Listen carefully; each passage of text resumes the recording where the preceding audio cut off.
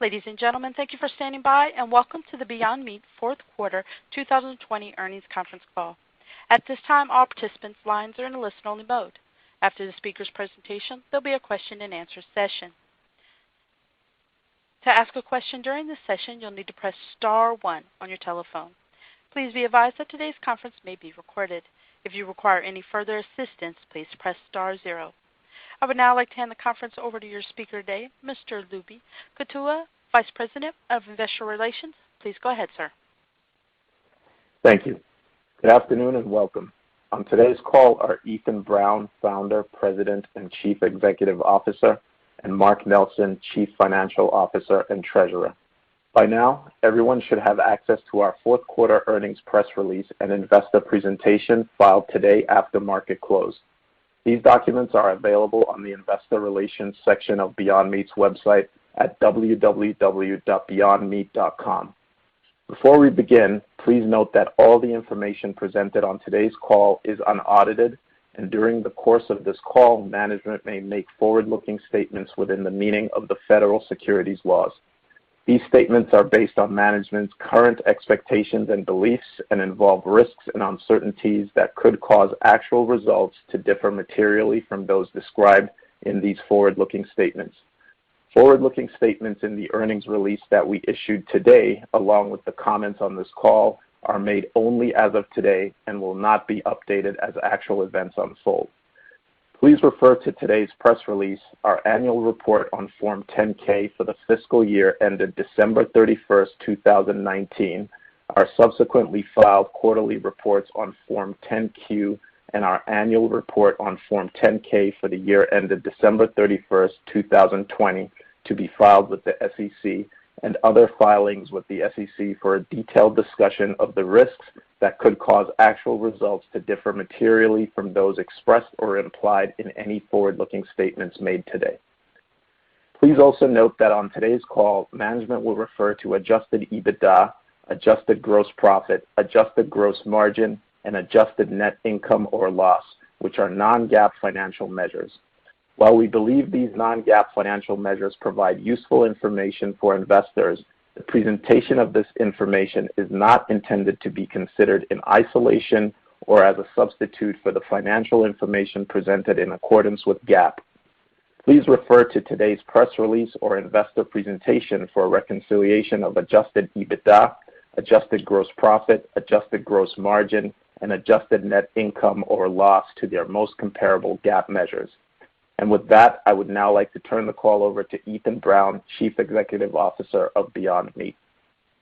Thank you, Luby, and good afternoon, everyone. When we held our initial public offering a little less than 2 years ago, we articulated a vision for our business that was neither niche in focus nor limited in ambition. We outlined our goal of taking the core building blocks of meat, amino acids, lipids, trace minerals and vitamins, and water, and organizing them in the familiar architecture of muscle for purposes of providing consumers with a sensory experience that would be, with time, indistinguishable from animal protein. We celebrated and noted the importance of our success with the mainstream consumer, whom, as we are today, we were reaching in the meat aisles at the nation's supermarkets, among other venues. We wrote and spoke of a global brand that would be built on the pillars of taste, nutrition, and as we scaled and matured our manufacturing processes and supply chain, affordability based on the strong efficiency advantages of our production model. We argued that if we can match the taste of animal protein, provide a clear case for superior nutrition, and someday offer it at a lower price than animal protein, it would be a rare consumer who rejected the thesis and products. As we began 2020, we shot out of the gate, posting net revenues in Q1 that were 141% above those we saw the previous year. And then the COVID-19 pandemic hit, and like many businesses, we saw precipitous declines in our growth rates, driven largely by significant reductions in food service activities. We chose to keep investing in our business even as short-term challenges persisted, a choice we continue to make today as we remain focused on the long term. We invested heavily in China, where we built a sophisticated production facility in Jiaxing, and in the Netherlands, where we opened 2 facilities, one as an independent operation and one owned and operated by our partner Zandbergen.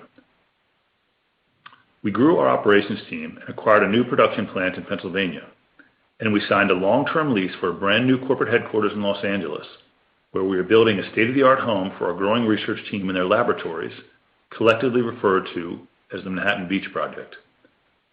These investments and activities, particularly during this period of COVID-19 revenue disruption, generated losses. They were, however, non-negotiable as we lay the foundation for forward growth. To this end, I'm pleased to share with you today two significant global partnerships, one with McDonald's and the other with Yum! Brands, the parent company of Kentucky Fried Chicken, Pizza Hut, and Taco Bell, both of which are prime examples of what we've been scaling and preparing for. I want to express our immense gratitude for these partnerships and the opportunity to be of service to these industry titans.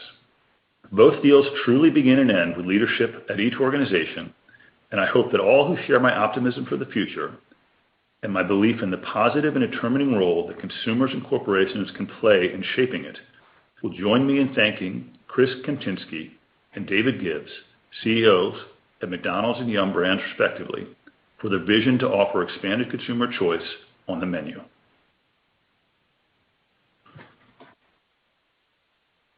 It is my strong belief that partnerships of this nature with partners of this caliber are required to accelerate our flywheel of availability and scale-driven cost reduction, a dominant theme in our bid for ubiquity among consumers here in the U.S. and abroad.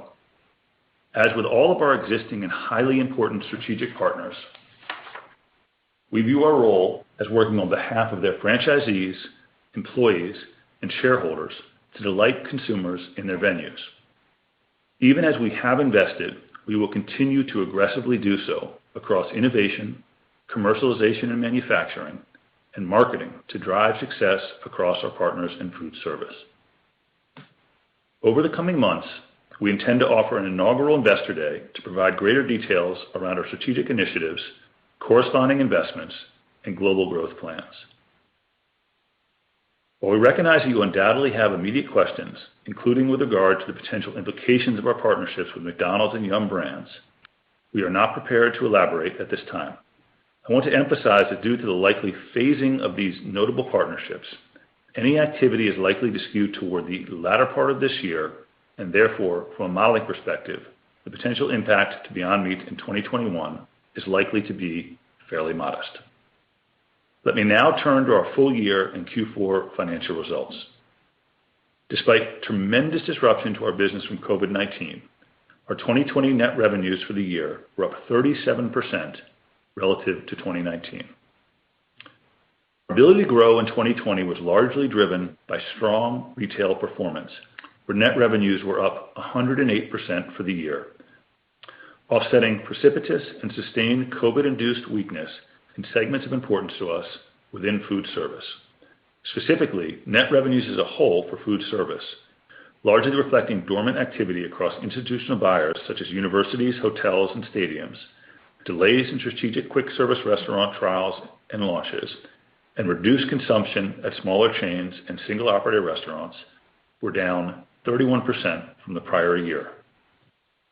Pullback in food service volume not only manifested in a lower top line, but gross margins as well, reflecting lower fixed overhead absorption.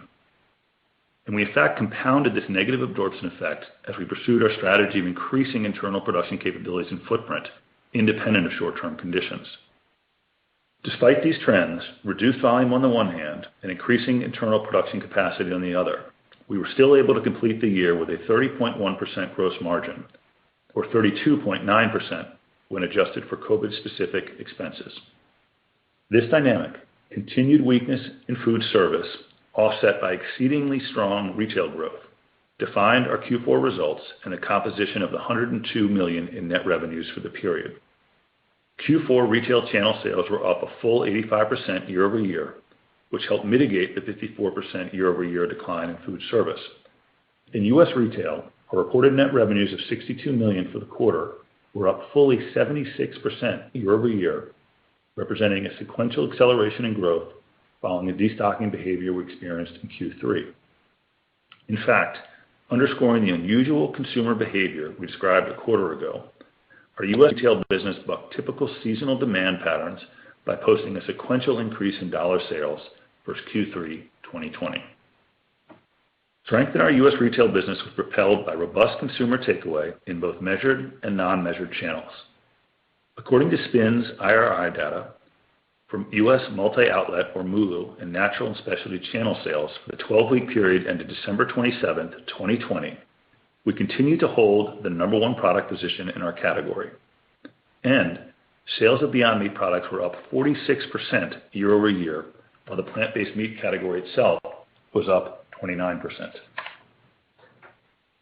This contributed to a 200 basis point year-over-year increase in market share for the Beyond Meat brand. Across MULO, during the 12-week period ended December 27, 2020, a 68% year-over-year increase in our points of distribution drove a 9% decline in our sales velocity, measured in dollars per total distribution points. Note that decreases in sales velocity are quite typical when total distribution points are expanding so significantly. In the fourth quarter, increases in total distribution points were primarily driven by incremental distribution gains at Walmart, as well as our introduction of two new retail SKUs, Beyond Meatballs and Beyond Breakfast Sausage Links. Further, looking at what I consider to be a particularly useful set of metrics in measuring the underlying strength of a product, we continue to see great growth across household penetration, buyer rates, purchase frequency, and repeat rates. According to SPINS IRI consumer panel data for the 52 weeks ended December 27, 2020, our U.S. household penetration increased to 5.3%, representing a 10 basis point increase sequentially and nearly a 200 basis point increase versus a year ago. Our buyer rates increased 12% sequentially and approximately 66% versus the prior year. Purchase frequency was up 9% sequentially and 39% versus the prior year. And finally, our repeat rate increased to 55.3% versus 51.9% in Q3 and 43.4% a year ago. That's a lot of numbers, so said differently, despite the challenging macroeconomic backdrop and highly variable consumer buying patterns, more U.S. households continue to buy our products, they're buying them more frequently, and on average, they're spending more per household on our products. Our latest buyer rate was particularly encouraging, given it represents the highest buyer rate in the category, despite Beyond Meat having significantly fewer SKUs than some of its primary competitors. In international retail, we also saw a sequential acceleration of growth from Q3 to Q4. International retail net revenues increased 139% year over year, driven mainly by distribution gains in Canada, including in the club stores where we had no presence in the prior year. Turning now to food service in greater detail, what some have called COVID-19's second wave late last year exerted greater pressure on our revenues than we anticipated for the fourth quarter. Though we view these pandemic-related outcomes as transitory, it is nonetheless important to unpack them. As noted, in food service, total net revenues declined 54% year over year.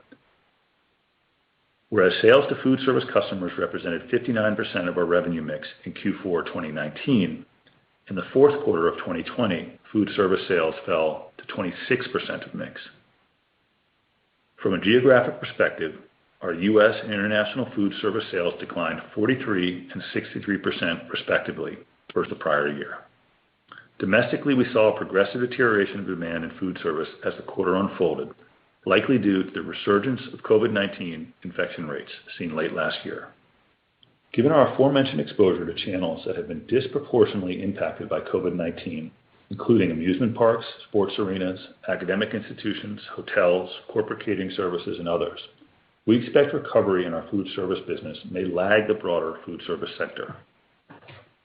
All of this said, as in retail, Beyond Meat remained the number one brand in terms of dollar sales across NPD-tracked channels.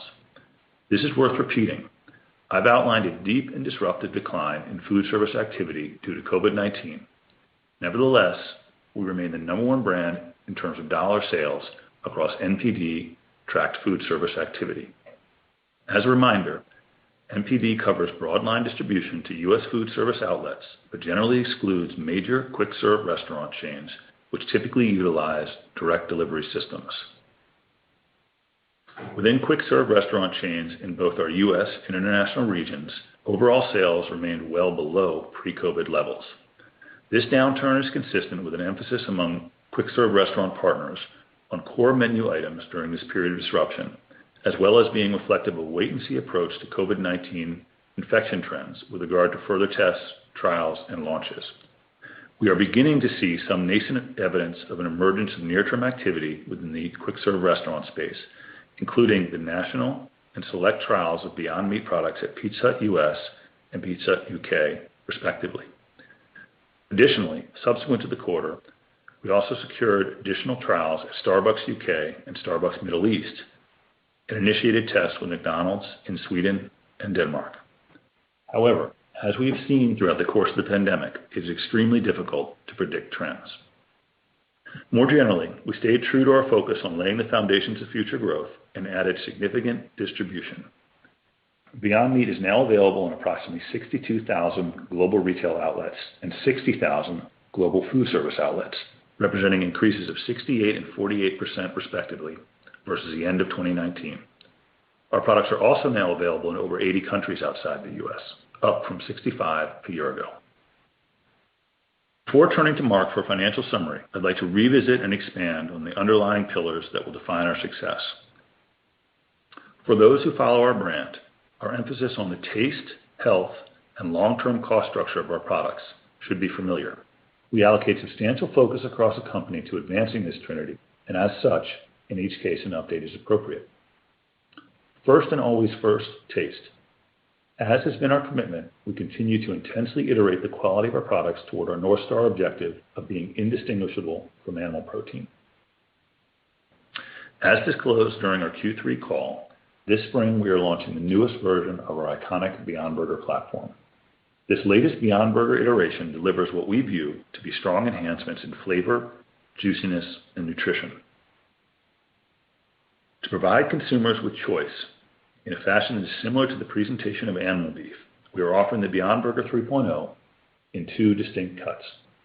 In the first instance or cut, we are bringing to market our juiciest patty for our meatiest burger experience to date, even as it still contains 35% less saturated fat than 80/20 beef. Not satisfied, believing that we can continue to advance the nutrition of our platforms and the health of our consumers, we are also launching, in the second instance or cut, a delicious patty that boasts even lower saturated fat, 55% less than 80/20 beef. Both new burgers boast a savory taste profile, have lower overall fat and fewer calories than 80/20 beef, and have B vitamins and minerals comparable to the micronutrient profile of beef. Both burgers have undergone extensive consumer testing with excellent results. The launch of the 3.0 platform will be accompanied by a robust marketing program that emphasizes great taste and health benefits, the latter being an important message given the presence of misinformation and misleading positioning around our process and ingredients. Finally, moving from taste to health to now cost. Over the last year, you've seen us make significant investments in operations capabilities and infrastructure. These investments were and are continuing to be made to prepare for the growth ahead. Yet they are equally important to our cost down initiative. As you will recall, we set a goal nearly 2 years ago to be able to underprice animal protein in at least one product within 5 years.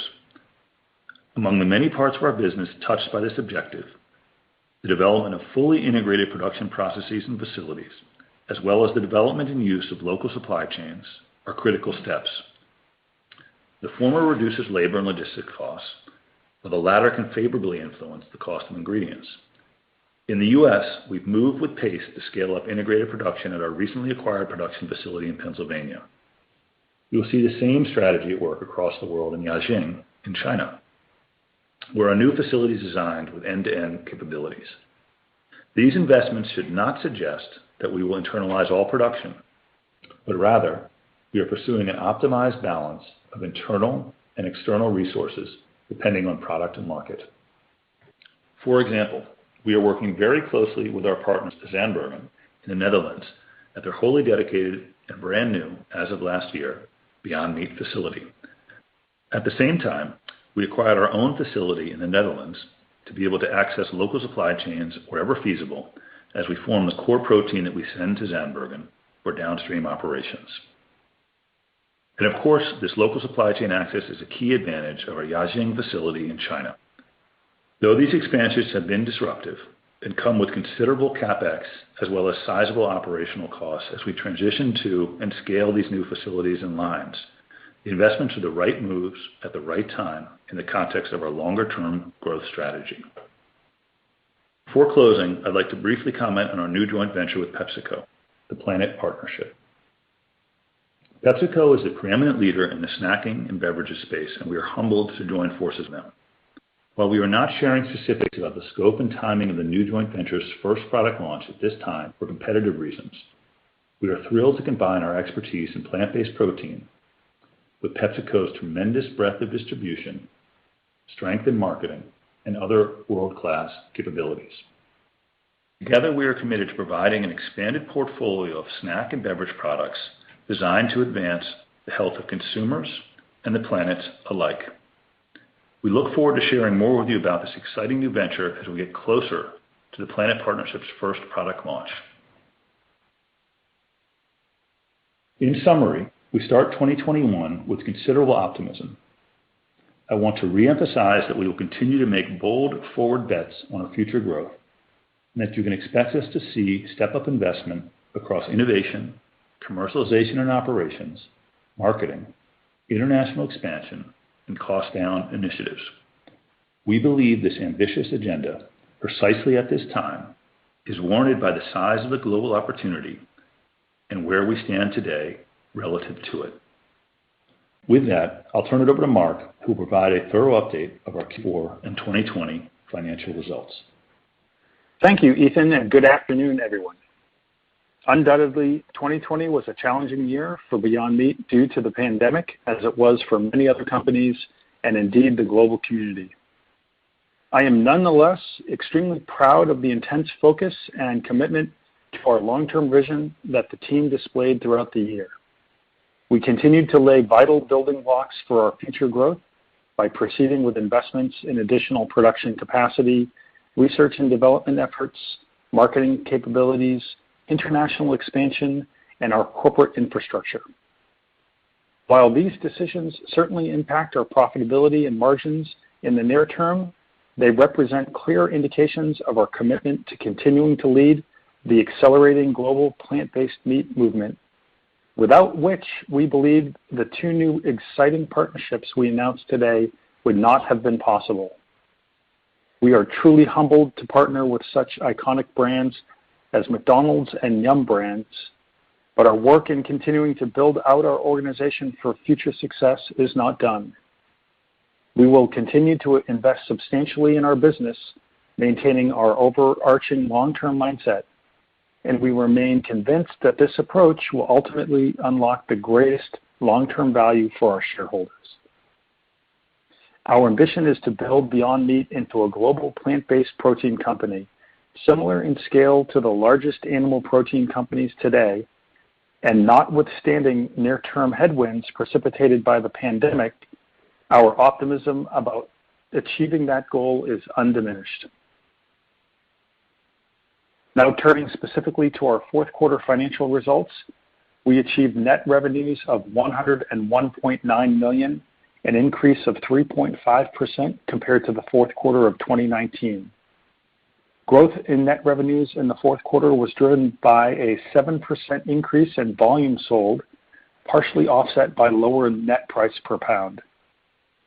The latter was driven roughly equally by our strategic investments in promotional activity and product mix, as we sold a greater proportion of large pack items in retail, which carry a lower net price per unit volume.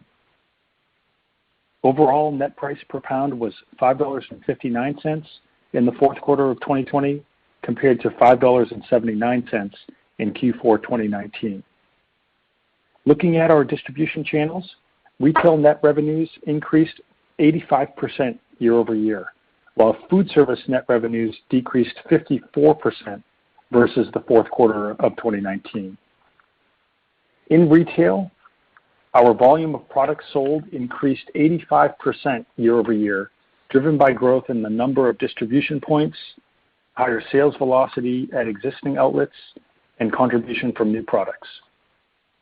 In aggregate, across U.S. and international retail, net revenue per pound was approximately flat year over year. In food service, net revenues declined 54% year over year as we continue to experience generally weak demand due to the impact of COVID-19. However, on a sequential basis, sales to food service customers increased 10% in the third quarter of 2020, continuing a steady, albeit moderate recovery from the second quarter 2020 trough. As a reminder, excluding our sales to large QSR customers, our food service business has broad exposure to certain market segments that have been disproportionately affected by the COVID-19 pandemic. These include, among others, amusement parks, academic institutions, hospitality, corporate catering services, movie theaters, sport arenas, and bars and pubs. As such, we continue to expect recovery in our food service business to generally lag the broader food service sector. Sales to international customers across retail and food service channels represented 24% of our net revenues during the quarter, compared to 37% in the fourth quarter of 2019. Gross profit during the quarter was $25.4 million, or 24.9% of net revenues, compared to $33.5 million, or 34% of net revenues in the fourth quarter of 2019. Included in cost of goods sold during the quarter was $3.7 million of expenses attributed to COVID-19, specifically inventory write-offs and charges associated with food service products determined to be unsaleable. Although we did expect continued pressure in our food service business as we entered the fourth quarter, overall demand was even weaker than anticipated, likely driven by the COVID-19 second wave experienced here in the U.S. and elsewhere around the globe. Excluding these write-offs and charges, adjusted gross profit was $29.1 million, or 28.5% of net revenues, compared to adjusted gross profit of $33.5 million, or 34% in the fourth quarter of 2019. The 550 basis point decrease in adjusted gross margin versus Q4 2019 was primarily driven by lower fixed cost absorption, which accounted for approximately 400 basis points of the decline. To provide more clarity on this effect, embedded in the fully burdened cost of our finished goods inventory in Q3 2020 was a particularly high fixed cost per pound rate, given the fact that we significantly curtailed production volumes in Q3 to burn off inventory. Subsequently, as we sold off inventory on hand in the fourth quarter of 2020, we recognized the previously capitalized higher cost inventory in our cost of goods sold. With our production levels picking back up in Q4 2020, thereby driving sequentially better fixed cost absorption, we expect to see less of an impact of the phenomenon I just described. The remainder of the year-over-year delta in adjusted gross margin was primarily driven by pricing mix, partially offset by improvements in certain variable overhead costs. Operating expenses totaled $49.9 million, or 49% of net revenues in the fourth quarter of 2020, as compared to $34.4 million, or 34.9% of net revenues in the year-ago period. The year-over-year increase in operating expenses primarily reflects increased headcount to support long-term growth, investments in our international expansion efforts, specifically in Europe and China, higher production trial costs, investments in IT infrastructure, and continued investments in marketing and research and development. Net loss in the fourth quarter of 2020 was $25.1 million, or 40 cents per common share, as compared to net loss of $0.5 million, or 1 cent per common share in the fourth quarter of 2019. Adjusted net loss, which excludes $3.7 million in costs attributed to COVID-19, namely inventory write-offs and reserve charges discussed previously, was a loss of $21.4 million or 34 cents per common share during the fourth quarter of 2020. Adjusted EBITDA was a loss of $9.5 million or negative 9.3% of net revenues in the fourth quarter of 2020, compared to adjusted EBITDA of $9.5 million or 9.7% of net revenue in Q4 2019. Turning to our balance sheet and cash flow highlights, our cash and cash equivalent balance was $159.1 million, and total debt outstanding was $25 million as of December 31st, 2020.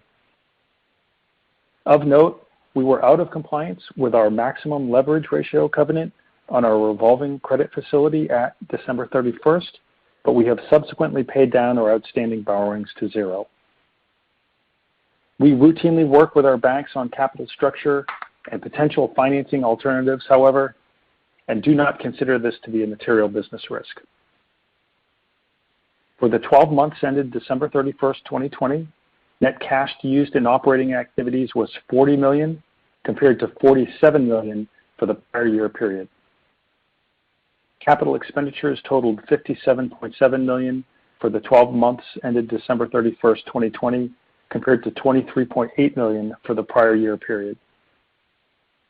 The increase in capital expenditures was primarily driven by continued investments in production equipment and facilities related to our domestic and international capacity expansion initiatives, including in the EU and China.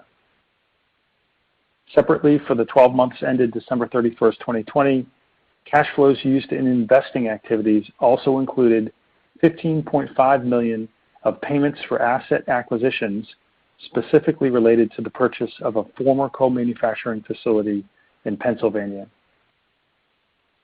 Finally, with respect to our outlook for 2021, given the ongoing fluctuation in consumer demand levels across both our food service and retail businesses as a result of COVID-19, we believe it is not appropriate to provide guidance at this time, as variability remains abnormally high.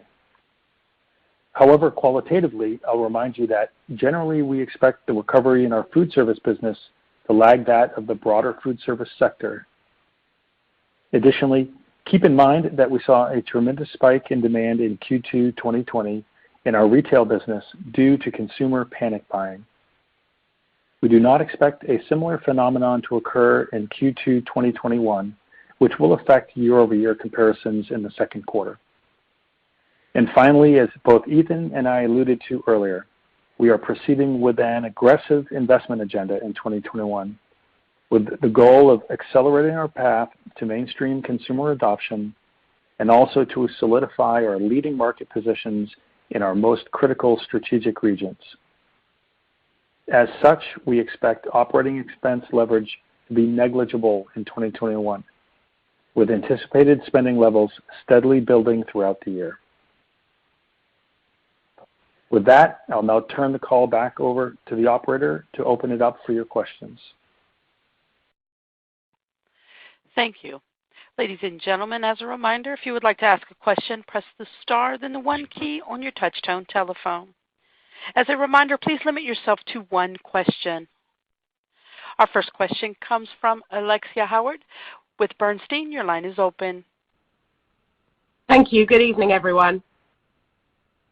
Hi, Alexia. Hi there. How you doing? Good, good. Thank you for the remarks there. I think the question that I really want to ask is about the pricing dynamics. Since the end of the fourth quarter, we've obviously seen your major competitor reduce pricing another 15% on the food service side of the business, and then earlier this month they announced a 20% reduction on the retail side of the business. I know you can't point to exactly what that's going to do going forward, but how are you reacting to that in terms of your own pricing reaction to those competitive dynamics, and how do you think that will play out from here? Thank you, and I'll pass it on. Sure, thank you. And I think the short answer is we're not reacting in the sense that if you look at our price structure today, we're still, even with those reductions, very competitive, both on the ground beef side of things and on the burger. And our focus is not on that particular competitor or others in regard to our cost reduction efforts. It's really on this 3-year goal that we set now. We set it 2 years ago for a 5-year goal, so we're 2 years in, to be able to underprice animal protein in at least one category. And we're focusing very much on beef around our business and believe that we can get there. We had some issues this year around some absorption with respect to lower throughput driven by COVID. But overall, we're making really good progress toward that goal, and that will be our focus on pricing. We're not going to get to the pricing that we need for wide-scale availability by compressing margin. We're going to get there by a very thorough walk through our supply chain, our production processes, our logistics, and that's an effort that is multi-year and is being carried out now. We do use pricing to drive trial, and we tend to offer deeper discounts less frequently. And because we have such a strong repeat rate, one that is, I think, now 55.3%, which is up from 43% a year ago, that's a really smart investment. It gives us the opportunity to access more and more consumers. So whether we do just a deep discount or a BOGO, you get to see very high return in terms of consumers that are willing to put our products in their baskets. I think the other piece is, if you look at our cost structure, we have stayed away from ingredients that are particularly high priced due to genetic modification or more complex supply chains. This gives us the ability to continue to reduce cost in a way that maybe others can't. And so I feel quite good about where we are in pricing and very focused on the animal protein market versus the competitor that you mentioned. Super helpful. Thanks ever so much, and I'll pass it on. Thanks. Thanks for the question. Thank you. Our next question comes from Brian Spillane with Bank of America. Your line is open. Hey, good afternoon, everyone. Hi, Brian. Just a question on, as we're modeling and trying to build models for 21.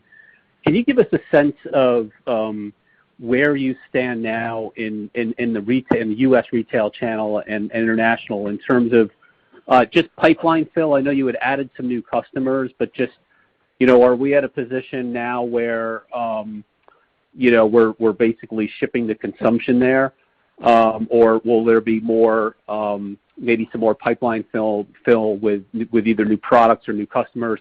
And then secondly, just some more color on food service, and just, at what point or what will be the triggers, I guess, to start seeing, some of that business normalize as it's still under pressure? Yeah, so I think for a good question, on the pipeline issue, we're continuing to see the dynamics that we've seen earlier in the year, where if you look at U.S. retail, it's up Q4 20 to Q4 2019 about 76%. A full 40 points of that is driven by the club business, and so we're having tremendous success in the club business. And that is leading to some divergence in the overall data set versus what our shipments are. But that's a very good thing, obviously, for the business. And if you look, even if you take that into account, that we have this very large growth going on in club, and then you look at our conventional and other stores that are measured by spins and the MULO data, we're still seeing really good results. If you take the Beyond Burger, for example, it's up 13.5% for the 12-week period and in 12/27. That includes both the Cookout Classic and the 2-pack. And velocity in that data set has also remained strong. We're about 3 times out of the category and roughly 3 times out of the largest incumbent in the category. So a lot of growth occurring for us in retail, and frankly, covered for what was a very, very tough year for us in food service. So we've got a lot of room still to grow in retail. If you look at some of the new products that we put out whether it was the meatballs, for example. We've gotten good ACV there. We're at about 22%. Breakfast sausage links about 11, so we've got a lot of room to grow in distribution there. And then, of course, as we come into the new year, we announced late last year that we'd be introducing the Beyond Burger 3.0, which is a fantastic product line, which I'll hopefully speak about later today. That gives us a whole new bit of momentum as we head into the balance of the year. Great. Thank you. Thank you. Our next question comes from Robert Moskow with Credit Suisse. Your line is open. Hey, Rob. Hi. How you doing? Thanks for the question. Sure. When I look at the range of estimates for 2021 sales, I mean, it's anything from $520 million in sales to $720 million. And I guess these are just different perspectives as to how fast can the food service business come back, and then to what extent do these partnerships yield like significant sales for your business in the near term. So if I look at your own internal range of outcomes, is it fair to say that that's the way to think about the range? And since you've already said, hey, that these partnerships aren't going to yield big numbers in the near term in 2021, within that range, should we be closer to the low end, at least, while food service, aside from those partnerships, is trying to gain traction? So can you repeat the range you were just referencing? It's like 530 to 730 in sales. Yeah. So I want to stay away from giving direct guidance on that. And here's the reason. I'm not trying to be difficult, but just the sheer complexity of running the business during COVID and not knowing exactly when the economy is going to resume more normal behavior, just I think sets us up for a lot of difficulties giving any level of precision even at that level. So let me talk more generally about the food service partnerships you referenced, and particularly how I see that relative to what's happened in retail. So if you look at retail, we're up 108% for the year. So great outcome there, right? I mean, that's something that most brands would be extremely excited about, and we are. We did that during this period of really, really tough times in food service. I think we saw a total, as you mentioned, 54% reduction. So we're starting to see a little bit of stabilization in food service, which is a really good thing. You see this kind of nascent activity that's been occurring, whether in Pizza Hut example I referenced, the LTO here in the U.S. or the launch in the U.K. Look at Starbucks in the UK and the Middle East, and of course the McDonald's test that we participated in Sweden and Denmark. And you hear these announcements, right? So these things are happening for a reason. They're happening because the kind of wait-and-see approach that we've seen for the last year, which is completely sound. I'd do the same thing if I was on the other side in terms of our customers. They're starting to do some planning, and we're involved in that planning. And so I view that the ability to sustain the business at the rate that we have with the really strong performance in retail, and then start to layer back in these food service accounts, that's something that should be exciting to people if they really look at our business, right? And so whether it's the production facilities we've been putting in Jiaxing in China or in the Netherlands, those are all for a reason. They're not just because we want to start putting factories around the world. There are strategic reasons for putting those things in place, and they relate to growth that we expect in the future. I think we're downplaying the 2021 impact of these two deals we just announced because these deals are enormous, right? They are the biggest deals you could possibly put together in food in our sector, and we don't want people to get ahead of themselves. This really needs to be driven by our customers. We are a supplier to them. We are there to serve them and the goals they want to accomplish. And so for us to come out and speak, in a robust way about what this could do for near-term revenue, I think would be a mistake. So I know it's not going to give you a lot of help on your model, but I hope it gives you perspective on the business that the retail side really carried us. You see food service starting to thaw, and that's why we have so much optimism here at Beyond Meat about where we're headed in 2021. Okay, well, enormous is a good starting point, so that's helpful. Just don't quantify that. But maybe one micro follow-up.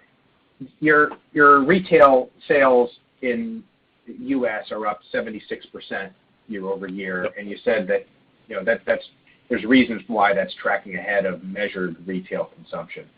So do you think that 76% is an accurate read on consumption rates, or you mentioned distribution gains in fourth quarter? Was it helped by distribution gains that therefore mean that regular consumption is a little lower than that? No, I always look at these four metrics that I care a lot about, because I think they do speak to the underlying strength of a brand and a product. And so, the things that I would look at to try to answer that question would be, around household penetration, for example, that strips out some of the noise, right? We're getting 5.3% there, so 200 basis point increase. Buyer rate, increasing 66% since last year. So those are phenomenal numbers. The purchase frequency up 39%, and then of course, our repeat rate, which I mentioned earlier. Those things are all traveling in the right direction. And so when you see that plus the 76% in the U.S., then you layer on top of that, 139% international. Our retail business is very strong and getting stronger. Okay. All right. Thank you. Mm-hmm. Thank you. Our next question comes from Adam Samuelson with Goldman Sachs. Your line is open. Yes, thanks. Good evening, everyone. Hey there, Adam. Hi. So, Ethan, maybe I want to come back to the McDonald's and Yum partnerships, which we released this evening, and one maybe a clarification point, because the verbiage in the two releases was a little bit different. But can you just help talk about being a preferred supplier to McDonald's? Don't have a similar kind of contract with Yum. Just how should we think about the exclusivity, or kind of how you participate in the McPlant platform with them as that expands? Yeah. So I think first and foremost, we're obviously extremely excited to be working with those partners of such high caliber.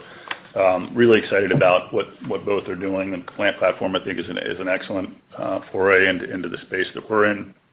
I think that Yum has obviously been aggressive as well in all the right ways. And so, the use of the word preferred there is intentional. On the McDonald's side, there's some ins and outs into how we relate across the global chain. But what we try to express in that release, I think, is pretty descriptive in the sense that it will be the preferred global supplier for the McPlant plant-based burger patty. There are some products that are already in the market throughout the chain that would be held aside, and so outside of this agreement. But we also are working with them in a collaborative sense, looking at these other areas of poultry, pork, and egg. So think about it as a collaborative relationship to really put the best products on the market in the plant-based space with McDonald's. Going over to Yum, very similar in the sense that there's some ins and outs about how each brand participates. But overall, think about us as a preferred supplier in that regard. So we've got some great work we've done with Pizza Hut. Obviously, we've done some really good things with KFC. You heard earlier this year about Taco Bell. These are partners that we're going to be deeply innovating with and bringing the very best of our innovation. We have this brand new campus that we're building. The work we're doing with these and other strategic partners is very, very integral to even the design of that facility. And Yum and McDonald's have a special place they're in. And so think about that word preferred is a very choiceful word, and if you look at how McDonald's has dealt with other key and important suppliers over the years as well as Yum, I think you begin to get a better understanding of what the relationship looks like. But the main thing is, and it's going to be frustrating to answer some of these questions today, or more rather to listen to the answers, we just don't want to get ahead of where they want to take public information on these deals.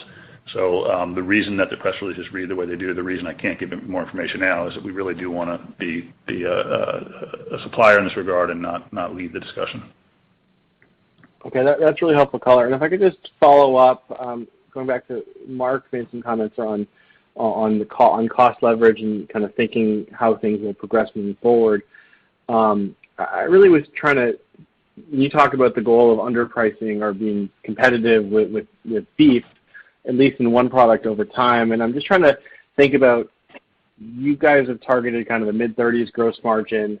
A lot of meat companies, beef companies will have gross margins in the 15 to 20% range. And so how do you think about the unit cost target necessary to hit that goal? And how far away do you think you are from actually hitting that on a kind of durable basis as opposed to any kind of brief intervals where beef prices spike? Yeah, I mean, I think we do feel good about that 3-year horizon. And we're just a very, probably not the right word, we're a different animal in some regards, right?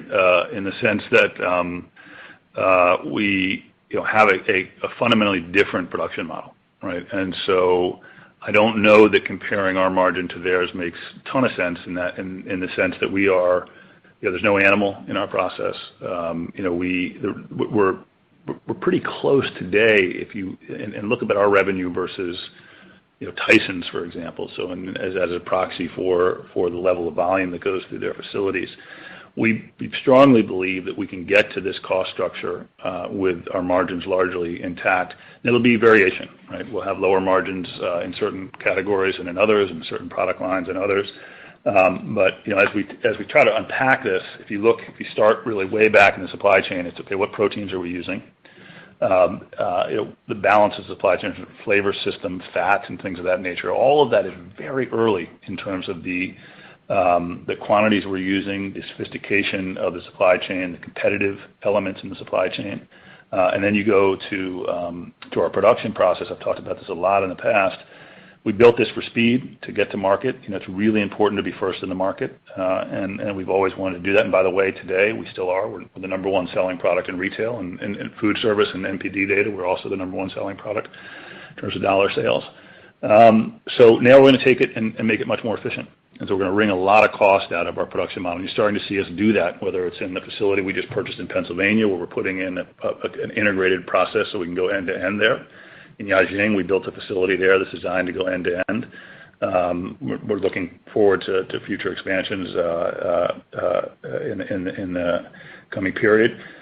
So it's a combination of those steps, right? Let's keep developing our supply chain. Let's keep increasing the efficiency of our production systems. Let's keep driving on logistics, packaging, et cetera. I don't think it's really going to come from sacrificing margin. Okay, I really appreciate that, Connor. I'll pass it on. Thank you. Yep. Thank you. Our next question comes from Ken Goldman with J.P. Morgan. Your line is open. Hi, thank you so much. I wanted to ask, Ethan, I know that you're, understandably reluctant to provide a whole lot of color on the year, just given, some of the variances that may happen down the road. But you are almost 2/3 done with the first quarter. Is there anything we should be thinking about? Any color you can provide in terms of how the quarter is going? Any ranges you can give? Again, I know it's hard to do down the road, but I would hope you have some visibility into the near term a little bit there. Yeah, I mean, Ken, I definitely appreciate the question, and it's so I feel good about where we are. I think the one thing that I'll continue to caution folks on is, we're investing right now. And all the investment you saw us do last year and the fourth quarter that resulted in numbers that maybe you wouldn't like on the EPS side, et cetera, they're for a reason. And the announcements we made today, right, are a lot of that reason. Right? We're commercializing a lot. We're building new facilities. We're adding operational staff. There's a lot of cost that goes into growing a business that today has a certain amount of revenue, but is being grown and established for tomorrow's revenue, right? And we're not doing this on hope and a prayer. We're doing this as we put together some of the most powerful partnerships in the world, whether it's the Pepsi deal we announced, whether it's Yum, whether it's McDonald's. So I would be foolish to be like, no, I really need to cut my investments right now, right? That would make no sense whatsoever. And so I wouldn't expect us, and I certainly don't think about it. I don't think about your EPS targets and things like that. What I think about is how do I position this business for long-term success, and I think we're doing that. I think these partnerships are a great example of that. And so for the year, I would get away from thinking about us as on the type of EPS modeling you guys have done recently. In terms of where we are on sales, I mean, I think you look at the economy. You look at some of the things that are happening. You do see a certain thawing that's going on. But we saw something very early in the fourth quarter. Then all of a sudden, when the infection rate spiked and people went back into kind of stay-at-home orders, we saw less of an uptick. So provided that this thawing kind of continues to occur in the economy, I think you can expect some good things from us. But if we have to go back into any kind of stay-at-home orders or things of that nature, that decline we saw in food service, where on a year basis down 31%, on a quarter basis down 43% here in the U.S., we got to be cautious about giving guidance in that kind of environment.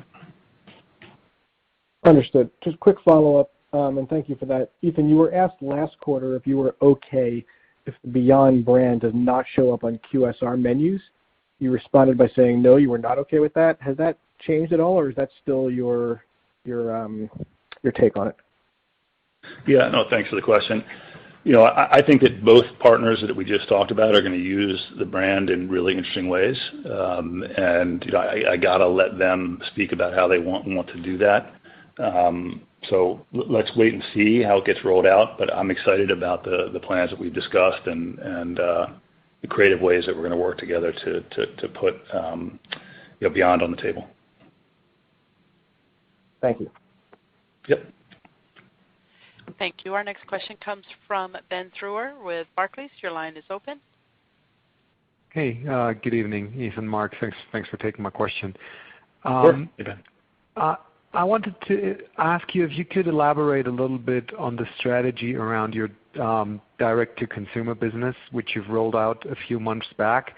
I mean, just thinking about learning about consumers, getting feedback, consumption habits, what's working, what's not working, that should be the easiest way to get direct feedback from consumers. But it's been very quiet about the whole direct-to-consumer thing. So if you could elaborate a little bit on where does this stand, how relevant is it or not, and what are the plans to potentially roll the direct-to-consumer business out, not only in the U.S., but also have that maybe in some of the international markets where you have a relevant sales portion. Thank you. Yeah, no problem. Thank you. So we do think about that model in global markets. But to be fair to kind of where we are relative to other activities, if you think about a Yum or McDonald's or Pepsi relative to a small D2C program internally, it doesn't get a lot of my focus, to be honest. It's an interesting program. It allows us to potentially trial things with new consumers and get new products to them rather. But I wouldn't say that I'm here trying to pump the D2C program. Just as a relative priority.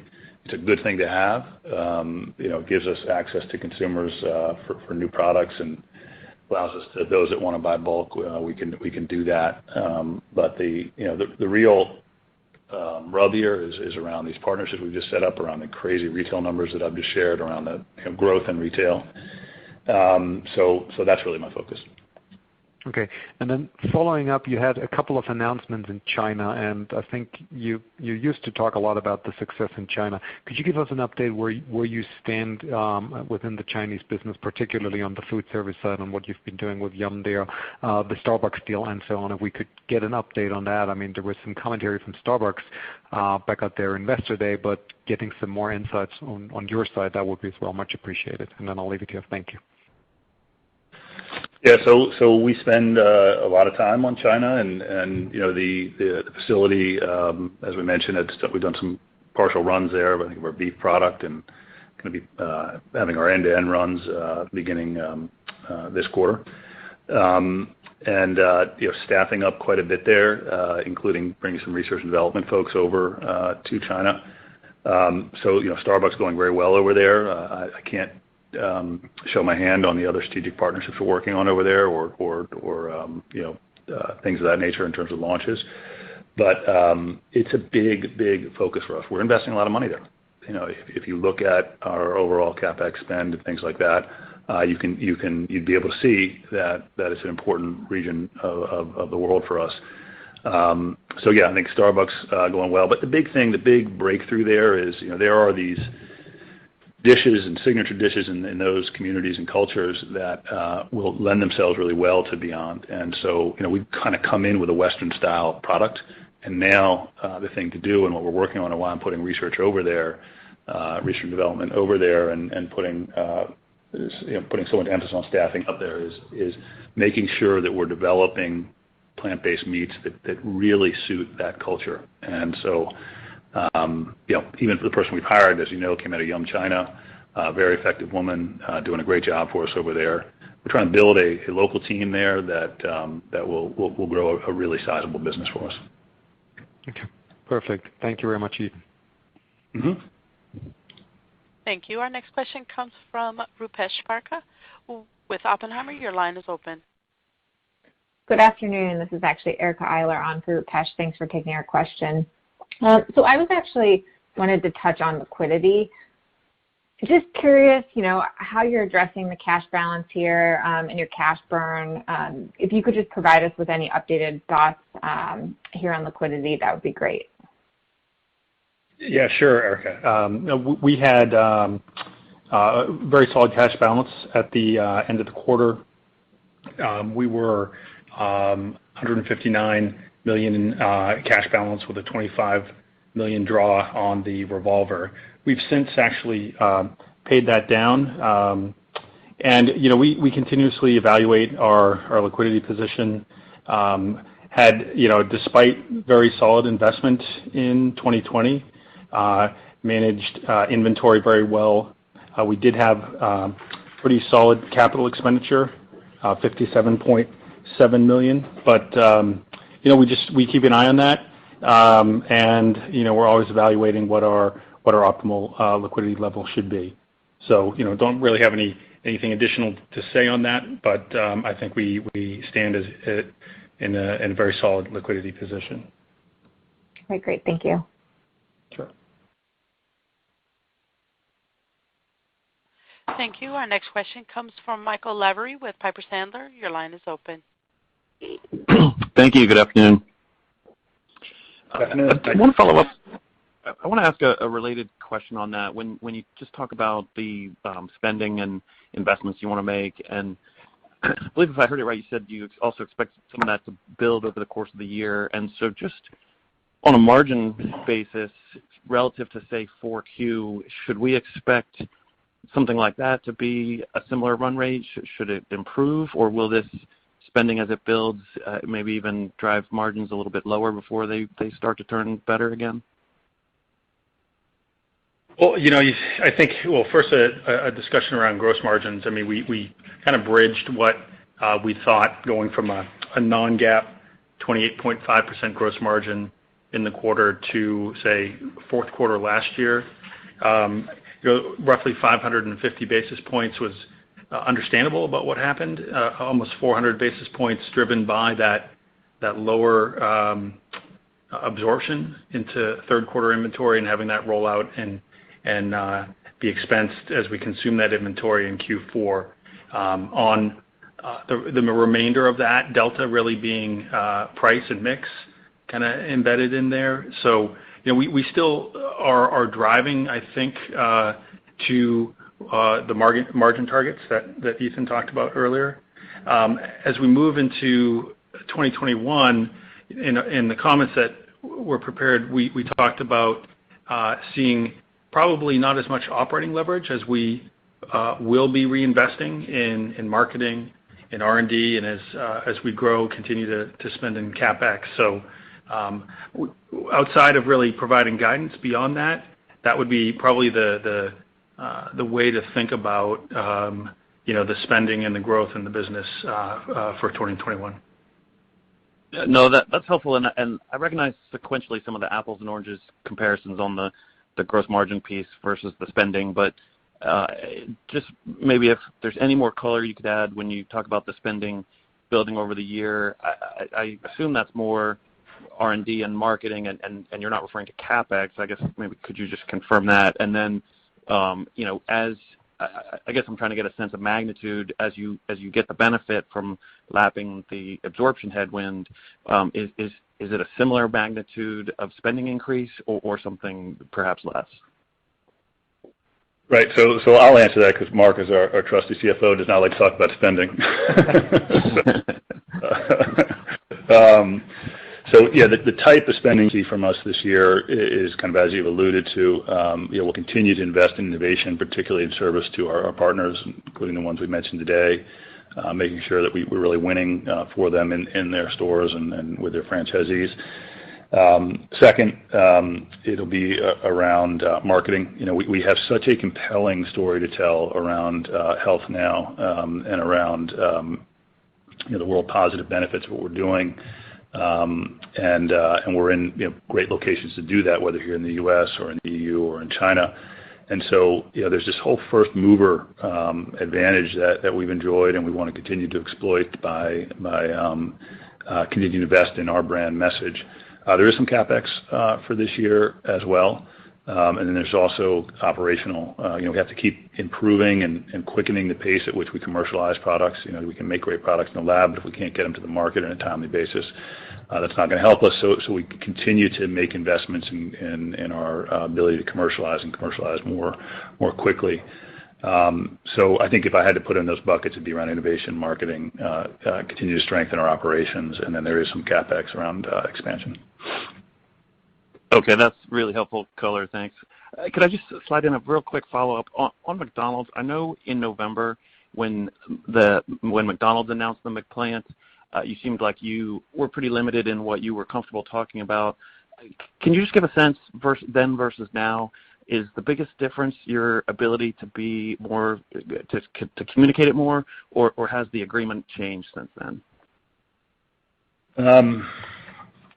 Yeah, so I think there is a very much more robust structure that we're in now. We've worked with both of these companies for a very long time, and it's been a pleasure to work with them. They've got some outstanding folks there, and this is a formalization of that in a more organized structure. And so when you think about being named the preferred supplier in both of these environments and the sheer number of products on the menu and volume across the world, it's very different from being referred to as participating in a test in Canada or some of the Nordic countries. So it is very different in kind, in my view. Okay, great. Thank you very much. Yep. Thank you. Our next question comes from John Anderson with William Blair. Your line is open. Hey, good afternoon, everybody. Just one quick one. On 3.0, Beyond Burger 3.0, Ethan, could you talk a little bit about what the sensorial aspects of that experience you've seen the most improvement, 3.0 versus 2.0, and what the rollout plan is there for that, both by channel and geography? Thanks. Yeah, sure. So I think on sensory, we spent a lot of time, effort, and money on this particular point. Not obviously developing, and we spent a huge amount on that, but on making sure that we've gotten something that the consumer is going to be really happy with. And so we do something called Clt Testing, which is central location testing, and that brings together a large cross-section of consumers. We skew that very heavily toward folks that are consuming both animal protein and plant protein, or put more clearly, carnivores, omnivores. And that gives us a tremendous amount of data about how much better performing is this product. And in the most recent tests we've done prior to getting ready to launch this product, the results were excellent, and so I'm very excited about it. And if I had to think about where the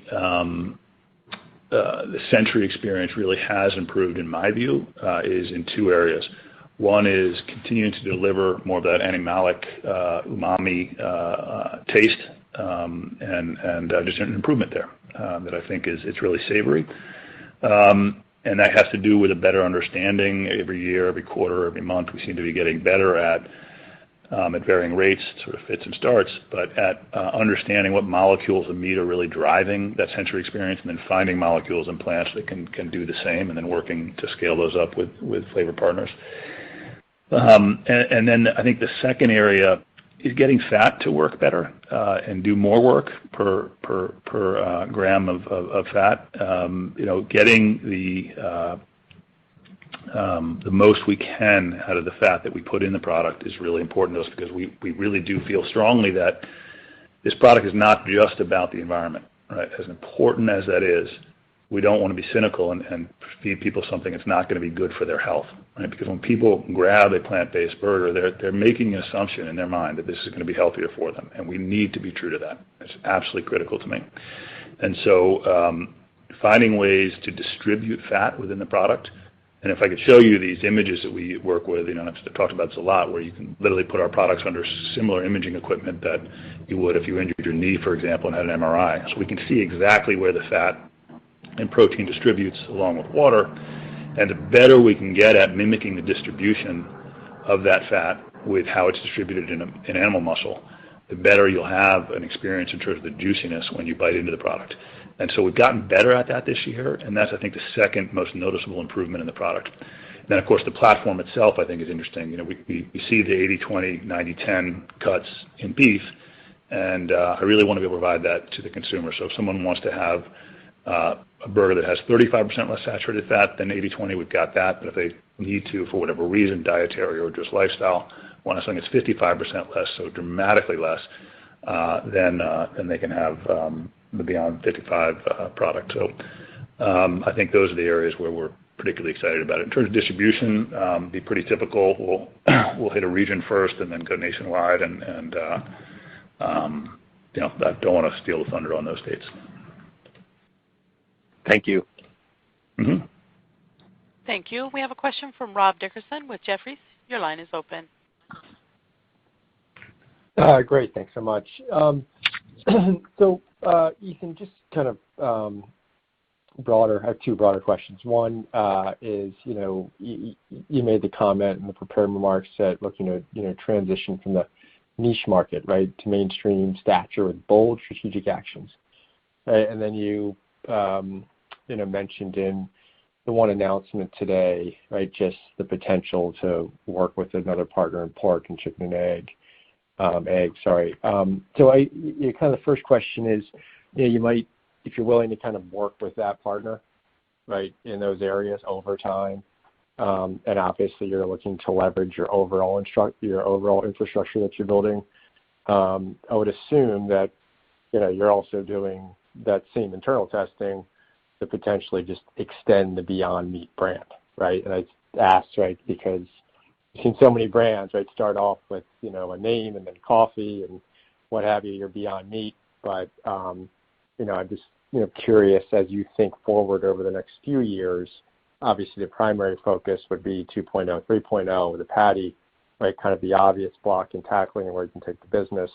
But how do you think about those other areas of protein and maybe kind of just where you are, with that process? Then I have a follow-up. Yeah, that's a fair question. So, I think probably because of where I came out of is in my previous work, where the company I was with, proton exchange membrane fuel cells, and we always thought about that as an asset, and then thought, okay, where can we leverage that asset, right? And they were automotive, industrial power, home power, things like that, right? And here our asset is an understanding of proteins and fats and minerals, vitamins from non-animal sources, and then how to get them to mimic the structure and then improve upon the nutritional value of animal protein. And if you begin to think, just to diverge here for a second, but if you begin to think about the world in terms of its shared constituent parts, you can understand why this is it's complex and hard to do, but why it is achievable. The world is composed of much of the same material, right? And it presents in plants in one way and presents in animals in another, but it's shared material. And so we're just taking it from plants and we're organizing it against that structure of muscle or meat. And we've gotten better at that every year, and that asset of understanding protein, understanding fat applies itself very well to beef, applies itself well to chicken or to poultry, and then of course to pork. But as you begin to look at the biological composition of things like egg and in other areas, you realize, okay, this is a slightly different organization of the puzzle, but it's the same puzzle with the same pieces. And so that's really what led us into these areas. And so,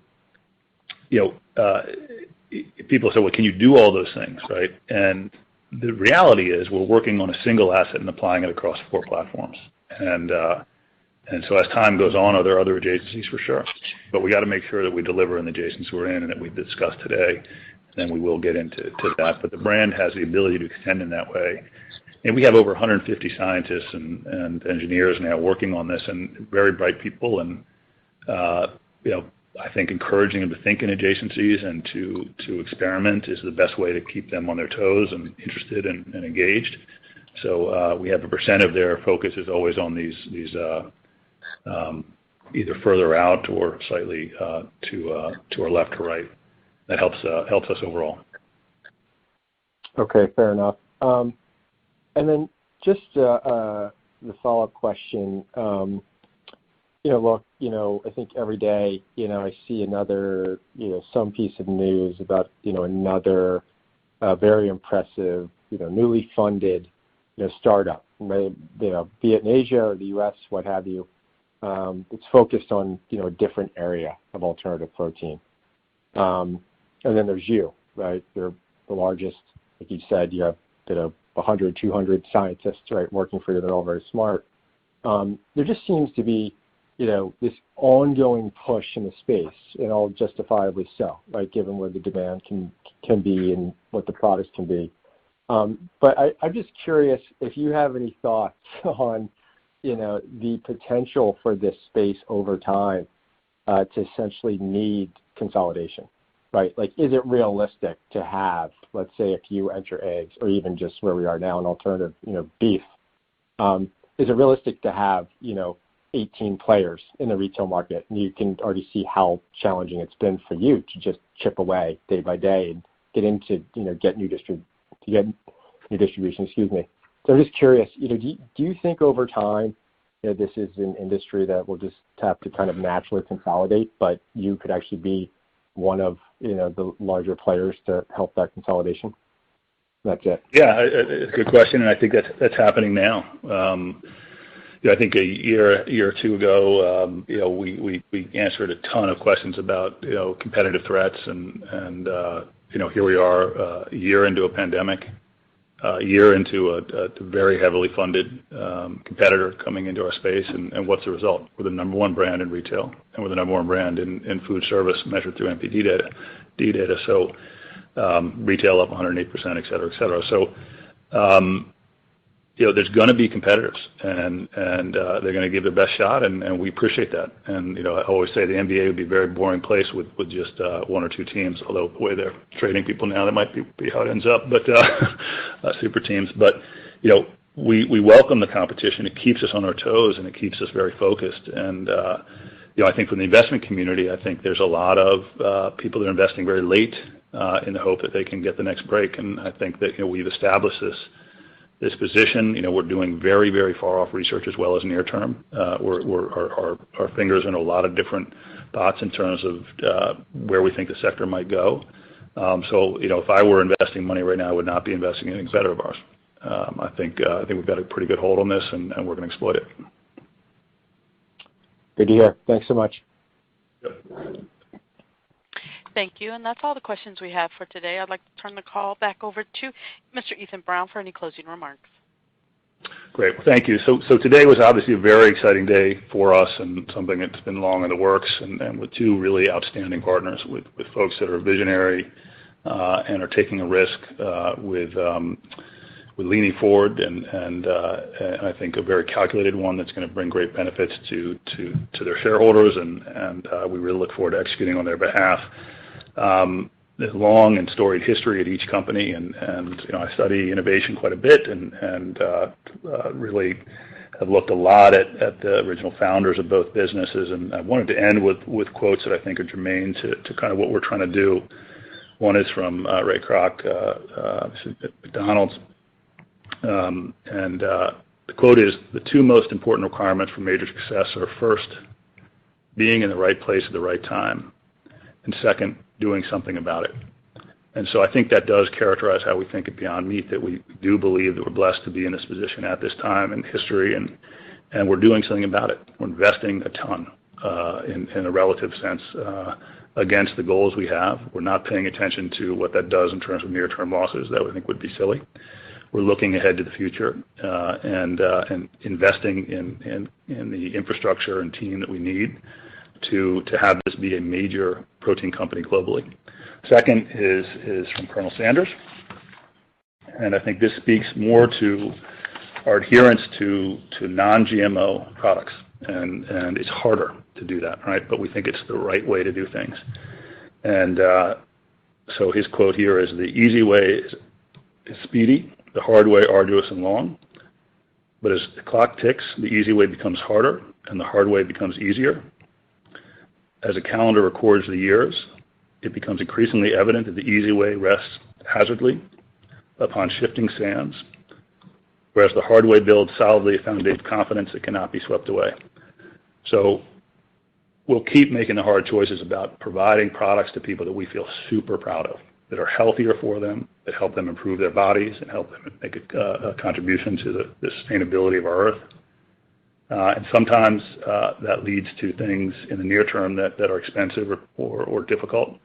But over the long run, we're 100% sure it's the right move. And so we'll keep doing that. So we appreciate being in partnership with these two companies that have such a storied history and bright future. Thanks very much. Ladies and gentlemen, this concludes today's conference call. Thank you for participating. You may now disconnect. Everyone, have a great day.